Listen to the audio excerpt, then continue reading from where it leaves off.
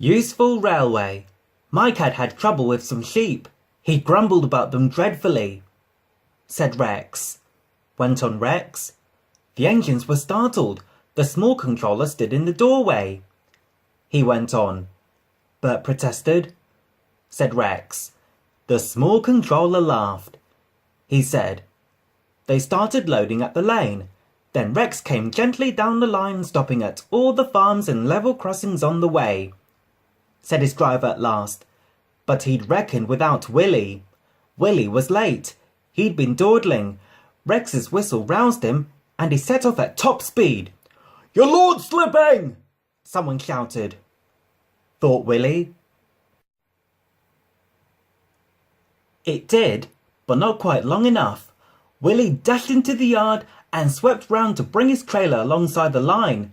The trailer tilted, the strain loosened the ropes, and the topmost wool bale slid sideways to the track. Burst out Willie. He jumped down and ran along the line. Rex's trucks were running nicely. He chanted happily to himself. Then everything happened at once. Willie waved and shouted, and behind Willie, through the bridge, Rex glimpsed the bales lying on the track.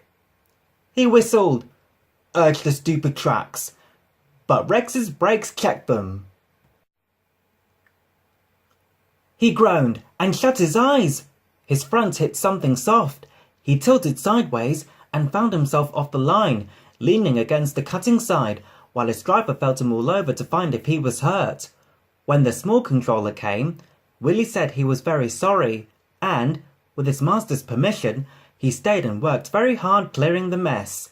They put the trucks to rights, and Bert lost no time in taking them away. But Rex had to stay where he was. He didn't like that a bit.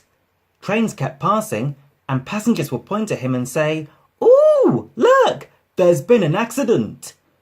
Mike and Bert would laugh and remark how easy it was to pull wool trains. Poor Rex.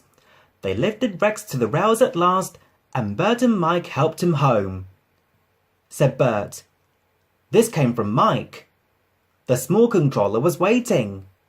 He said,